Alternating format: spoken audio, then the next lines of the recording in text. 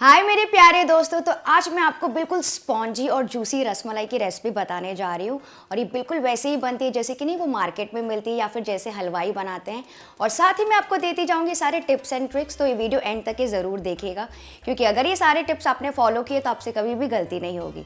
तो चलिए बनाते हैं ये बढ़िया सी रसमलाई। तो ये सुपर स्पॉन्जी रसमलाई बनाने के लिए सबसे पहले एक पैन में हम 1 लीटर दूध बॉईल करने के लिए रखेंगे छेना बनाने के लिए। तो यहाँ पे सबसे इम्पॉर्टेंट और पहला टिप आता है, यहाँ पे मैंने पैकेट वाला दूध यूज़ किया है जो कि फुल फैट नहीं है। मैं आपको दिखा देती हूँ जो मैं दूध यूज़ कर रही हूँ। ये पैकेट वाला दूध है, ये 3.5% यानी कि टोन्ड मिल्क है। आप चाहें तो यहाँ पे गाय का दूध भी यूज़ कर सकते हैं, बट एक यहाँ पे इंपॉर्टेंट चीज़ ये ध्यान में रखना है कि यहाँ पे भैंस का दूध या फिर फुल क्रीम दूध बिल्कुल भी यूज़ नहीं करना है, क्योंकि अगर आपके दूध में बहुत ज़्यादा फैट रहेगा तो आपके रसगुल्ले या फिर जो आप रसमलाई बना रहे हो बिल्कुल भी स्पॉन्जी नहीं बनेंगे और हल्के बिल्कुल भी नहीं बनेंगे। और दूसरी बात ये है कि वो बहुत ज़्यादा हार्ड हो जाएंगे और जैसे ही आप उसको चाशनी में डालेंगे ना पकाने के लिए, वो इधर उधर बिखर के टूट जाएंगे। जैसे ही दूध में अच्छा सा उबाल आ जाएगा, गैस का फ्लेम हम ऑफ कर देंगे और इसे थोड़ा सा मिक्स कर लेंगे ना ऐसे, ताकि इसका जो टेम्परेचर है ना वो थोड़ा सा कम हो जाए, क्योंकि हमें बहुत ज़्यादा गर्म दूध में विनीगर या फिर लेमन जूस नहीं मिलाना है। तो नेक्स्ट यहाँ पे मैंने आधा कप पानी लिया है जिसमें मैं डाल रही हूँ 2 टेबलस्पून भर के विनीगर। इसे मिक्स कर लेंगे। इसे हम यूज़ करेंगे दूध को फाड़ने के लिए। आप चाहें तो यहाँ पे लेमन जूस भी यूज़ कर सकते हैं। तो अब हम क्या करेंगे ना, इस विनीगर वाले पानी को थोड़ा थोड़ा करके डालते जाएंगे इस दूध में और इसे हल्का हल्का ऐसे मिक्स करते जाएंगे। तो इसे थोड़ा थोड़ा करके ऐड करते जाइए और धीरे धीरे इसे मिक्स करते जाइए और ऐसे ही चलाते जाइए। तो आप देख सकते हैं कि इसका छेना अलग हो गया है पूरी तरह से। ये देखिए, इसका हरा पानी अलग हो गया है और इसका छेना जो है ना ऊपर तैर रहा है। तो अब इस छेना को पानी से हम अलग कर लेंगे। इसके लिए मैं एक पतला कपड़ा लिया है मैंने इस छन्नी के ऊपर और इसको इसे छान लेंगे। तो आप देख सकते हैं इसका हरा पानी बिल्कुल अलग हो गया है। आप इसे रिजर्व करके रख सकते हैं, मतलब ये जो पानी है ना ये बहुत ही हेल्दी होता है। आप इसे आटा गूँथने के लिए या फिर ग्रेवीज़ के लिए आप यूज़ कर सकते हैं अपने बच्चों के लिए। तो इसका मैंने पानी अलग कर दिया है और अब मैं क्या करूँगी ना, इस छेना की ऐसे छोटी सी पोटली बना लूँगी, इसका एक्सेस पानी निकाल देंगे और अब हम क्या करेंगे, इसको अच्छे से पानी से धो लेंगे।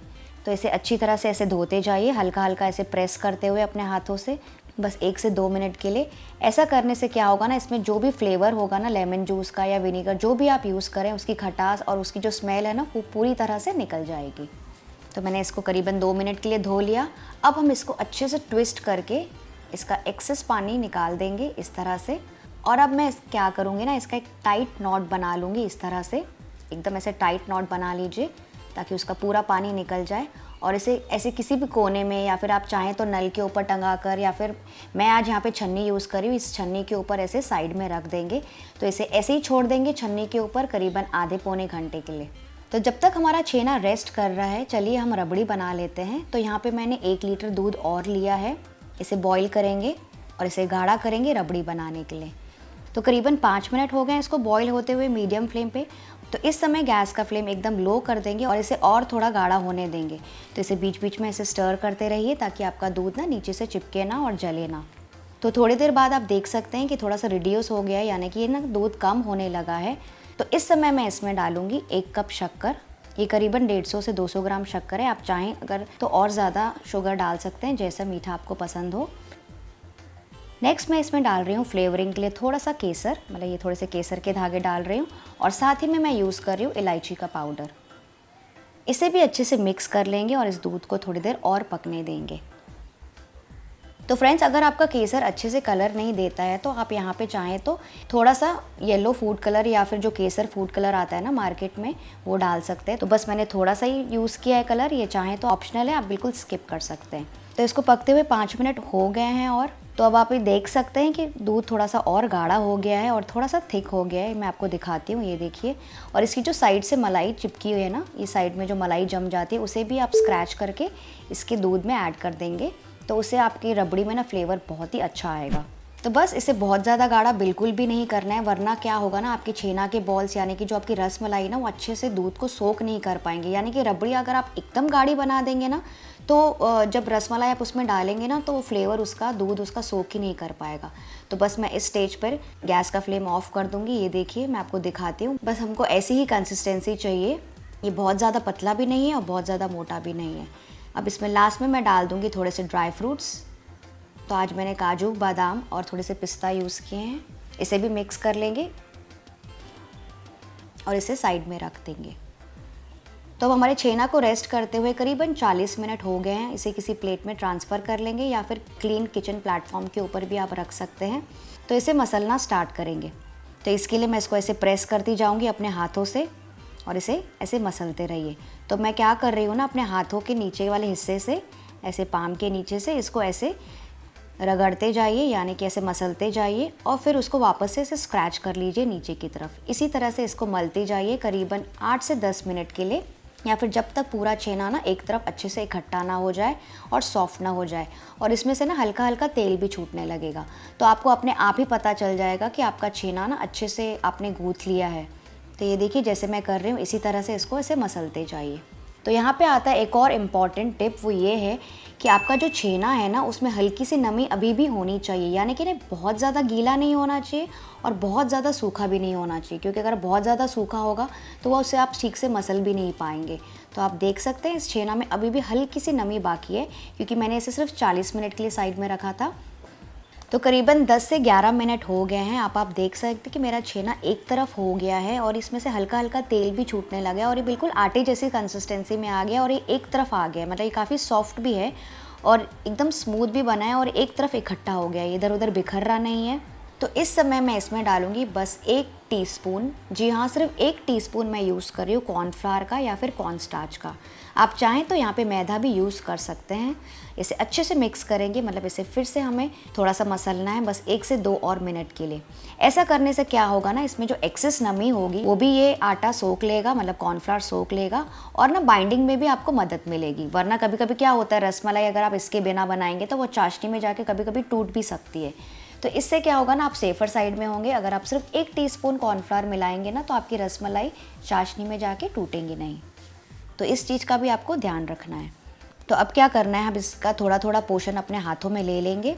तो हाथों के बीच हल्के हाथों से इसे हल्का हल्का ऐसे मसल लीजिए इसको शेप देने के लिए। आप देख सकते हैं कि हाथों में ना थोड़ा सा ऑयल भी छूट रहा है, इसका मतलब आपका छेना जो है ना बराबर मैश हुआ है। तो सबसे पहले मैं क्या करूँगी, इसका एक गोला बना लूँगी। तो पहले इसका एक बॉल तैयार कर लीजिए। ये देखिए इस तरह से एकदम स्मूथ बॉल तैयार हो गया है। और अब मैं क्या करूँगी ना, इसको रसमलाई का परफेक्ट शेप देने के लिए इसे थोड़ा सा मैं इसे दबा लूँगी अपने हाथों से। ये देखिए आप देख सकते हैं। आप चाहें तो वैसे इसके छोटे छोटे गोले भी बना सकते हैं, जिससे कि आप अंगूरी रसमलाई या फिर छेना पायसम बना सकते हैं। एंड अगर आप चाहें तो इसी के रसगुल्ले भी बना सकते हैं। तो बेसिक रेसिपी यही है। आप चाहें तो इसकी छोटी रसमलाई बना सकते हैं, बड़ी रसमलाई बना सकते हैं या फिर रसगुल्ले बना सकते हैं। तो ये देखिए चारों तरफ से मैं आपको ये टिक्की दिखाती हूँ, काफ़ी स्मूथ है। तो बस इसी तरह से सारी टिक्कियाँ तैयार कर लीजिए। तो आप देख सकते हैं कि पूरा बैच रेडी हो गया है। इसे मैंने ना थोड़ा छोटा ही बनाया क्योंकि शुगर सिरप में जाने के बाद ना काफ़ी फूल जाते हैं। नेक्स्ट एक बड़े से बर्तन में और गहरे से बर्तन में मैं डाल रही हूँ 1.5 कप चीनी। तो ये करीबन 200 ग्राम चीनी है और मैं डाल रही हूँ इसमें करीबन 4 से 5 कप पानी या करीबन 1 लीटर पानी मैं यूज़ कर रही हूँ। इसे मिक्स करेंगे बस तब तक जब तक ये चीनी अच्छे से घुल ना जाए और इसमें एक अच्छा सा उबाल ना आ जाए। इस चाशनी को हमें गाढ़ा बिल्कुल भी नहीं करना है। तो आप देख सकते हैं कि पानी में अच्छा सा उबाल आ रहा है। तो इस समय मैं क्या करूँगी ना, धीरे धीरे एक एक करके इसमें रसमलाई या फिर जो छेना की टिक्की हमने तैयार की थी इसमें डालते जाएंगे। ध्यान रखिए पानी में उबाल हमेशा ही बना रहना चाहिए। ये एक बहुत ही इंपॉर्टेंट टिप है फ्रेंड्स। पानी आपका हमेशा बॉइलिंग वाटर ही होना चाहिए। जो बबल्स दिख रहे हैं ना ऊपर से, वो बिल्कुल भी सेटल नहीं होने चाहिए। तो ध्यान रखिए पानी में उबाल हमेशा बना रहना चाहिए, तभी आपकी जो टिक्कियाँ हैं या जो रसगुल्ले हैं ना उसमें जाके फूल कर बड़े हो जाएंगे और उसमें स्पॉन्जीनेस आएगा। तो अब सारी टिक्कियाँ एक एक करके इसमें डालते जाइए। थोड़े थोड़े गैप के बाद, मतलब 2-2 सेकंड के बाद आप एक एक टिक्की इसमें छोड़ते जाइए। और अब सारी टिक्कियाँ डालने के बाद शुरू में 2 से 3 मिनट के लिए इसे खुला ही रखेंगे, यानी कि इस पैन को बिल्कुल भी नहीं ढकेंगे। और जैसे ही टिक्कियाँ अपना शेप फॉर्म कर लेगी ना, जैसे कि आपको लगेगा कि अब टिक्कियाँ टूट नहीं रही है, तो फिर इसको लिड से कवर करके मीडियम हाई फ्लेम पर ही पकने देंगे। और फ्रेंड्स फिर से इम्पॉर्टेंट चीज़ ध्यान रखना है कि पानी में उबाल हमेशा बना ही रहना चाहिए। तो करीबन 7 से 8 मिनट हो गए हैं ये टिक्कियों को पकते हुए। मैं आपको बीच में दिखाती हूँ लिड के ऊपर से। ये देखिए काफ़ी फूल गई हैं, लेकिन ये अभी भी पूरी तरह से पकी नहीं है। तो इसे पकाना है 12 से 13 और मिनट के लिए, या फिर जब तक टिक्कियाँ फूल के डबल ना हो जाएं। तो फ्रेंड्स मैं आपको एक चीज़ दिखाती हूँ। ये देखिए साइड में मेरी एक टिक्की तैयार है। एक्चुअली मैंने क्या किया था ना, इस टोटल बैच में से 6 टिक्कियाँ बनी थी, लेकिन to be on safer side मैंने एक टिक्की को ट्राई करके देखा था शुगर सिरप में कि अच्छे से फूल रही है कि नहीं और ये बिखर तो नहीं रही है। तो मेरी एक टिक्की पहले से तैयार है और उसमें मैंने डाला है 5 टिक्कियाँ। तो टोटल मेरे 6 बड़े साइज़ के रसमलाई बने हैं और आप चाहें तो आप इसी आटे से 8 मीडियम साइज़ की रसमलाई भी तैयार कर सकते हैं। तो करीबन 15 मिनट हो गए हैं। चलिए लिड हटाकर चेक करते हैं। अरे वाह, आप देख सकते हैं कितनी बढ़िया तरीके से फूल के डबल हो गई है हमारे रसमलाई की टिक्कियाँ। ये देखिए एकदम डबल हो गई है, एकदम फ्लफ़ी और स्पॉन्जी भी दिख रही है, बिल्कुल वैसे ही जैसे मार्केट में मिलती हैं। तो इस समय गैस का फ्लेम ऑफ कर देंगे और इसे बिना ढक्कन लगाए ही हम ऐसे ही ठंडा होने देंगे। तो इसे पूरी तरह से ठंडा होने दीजिए। आप देख सकते हैं कितने अच्छे तरीके से तैर रही हैं ऊपर। तो जैसे मैंने आपको बताया, आप इसी प्रोसीजर को फॉलो करके गोल गोल बना के आप रसगुल्ले भी बना सकते हैं। तो अब ये रसमलाई पूरी तरीके से ठंडी हो गई है। मैं आपको दिखाती हूँ एक उठा के। ये देखिए कितनी लाइट और स्पॉन्जी बनी है। मतलब जब मैं इसे दबा रही हूँ तो ये वापस अपनी शेप ले रही है, मतलब ये काफ़ी स्पॉन्जी बनी है। ये देखिए। तो अब क्या करना है, इसको हल्के से ना किसी चम्मच के ऊपर या फोक के ऊपर इसे हल्का सा स्क्वीज़ कर लेंगे ताकि इसका एक्सेस पानी या फिर एक्सेस चाशनी निकल जाए और फिर मैं इसको ट्रांसफ़र कर लूँगी इस रबड़ी वाले मिक्सचर में। तो इसी तरह से सारी टिक्कियाँ उठा के आप इसका जो भी एक्सेस चाशनी है इसमें से निकाल दीजिए और इसे ट्रांसफ़र करते जाएंगे इस रबड़ी वाले बोल में। इसे हल्का सा मिक्स कर लेंगे ऐसे, ताकि वो अच्छे से इस रबड़ी को, जो कि हमने दूध बनाया है मतलब केसर और मीठा दूध, वो अच्छे से सोख ले। और अब मैं क्या करूँगी ना, इसको मैं ट्रांसफ़र कर लूँगी कंटेनर में। तो यहाँ पे मैंने आज डब्बा लिया है क्योंकि मैं इसको थोड़ी देर बाद यूज़ करने वाली हूँ। इस डब्बे में ट्रांसफ़र कर लेंगे और इसे फ्रिज में सेट होने रखेंगे कम से कम 4 से 5 घंटे के लिए। जी हाँ फ्रेंड्स, आपको इतना तो वेट करना ही पड़ेगा। 4-5 घंटों के बाद ही जो दूध का फ्लेवर है ना, रसमलाई अपने आप में अच्छे से सोख लेंगी। तो करीबन 4 घंटे हो गए। मैं आपको फ्रिज से डब्बा निकाल के दिखाती हूँ, अच्छे से ठंडा हो गया है। मैं आपको खोल के दिखाती हूँ। ये देखिए, ये रबड़ी भी अच्छे से सेट हो गई है, थोड़ी सी गाढ़ी भी हो गई है और जो कलर भी है ना इसका और गाढ़ा हो गया है रेस्ट करने के बाद। आप देख सकते हैं कितनी बढ़िया रसमलाई दिख रही है, बिल्कुल वैसे ही जैसे कि हलवाई बनाते हैं। और इसका कलर भी बहुत ही प्यारा है, बहुत ज़्यादा डार्क भी नहीं है और बहुत ज़्यादा लाइट भी नहीं है। तो अब मैं आपको एक तोड़ के दिखाती हूँ। आप देख सकते हैं इसका टेक्सचर कितना स्मूथ है अंदर से और एकदम एक बार में टूट गई।